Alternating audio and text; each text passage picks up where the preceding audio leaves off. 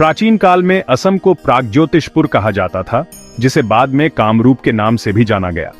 महाभारत और रामायण में इस पावन भूमि का उल्लेख मिलता है। भारतीय संस्कृति में सूर्य पूजा प्राचीन परंपराओं में से एक है और इसकी जड़ें प्रागज्योतिषपुर में गहराई से बैठी हैं।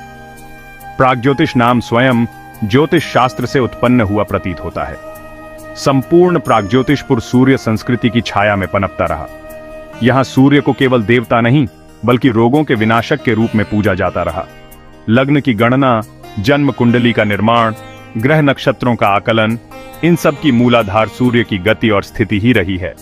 सूर्य उपासना की पवित्रता संख्यायन गृह्य संहिता में मिलती है, जहां लिखा है कि विद्यार्थी को सूर्योदय से पूर्व प्रागज्योतिष में प्रवेश करना चाहिए। प्राचीन ग्रंथों जैसे मार्कंडेय पुराण और बृहत् संहिता में प्रागज्योतिषपुर को सूर्य के उदय की भूमि कहा गया है। यह भूमि सूर्य उपासना का आदि केंद्र रही है। कामाख्या मंदिर में 9 ग्रहों की देवियों की उपासना होती है। मतंगी सूर्य की, कमला चंद्र की, त्रिपुरा बुध की, तारा बृहस्पति की, भुवनेश्वरी शुक्र की, दक्षिणा काली शनि की, छिन्नमस्ता राहु की, धूमावती केतु की। चित्राचल पर्वत पर स्थित नवग्रह मंदिर प्राचीन संस्कृति की पुष्टि करता है। कालिका पुराण कहता है, यहीं ब्रह्मा ने प्रथम तारा मंडल की रचना की और इस नगर को प्रागज्योतिषपुर कहा गया।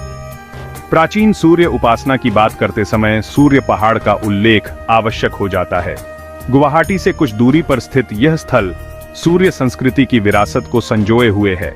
यहाँ 99,999 शिवलिंग और सूर्य की उपासना से जुड़ी मूर्तियां हैं, जो दर्शाती हैं कि यह क्षेत्र सूर्य और ग्रह देवताओं की उपासना का प्रमुख केंद्र रहा होगा।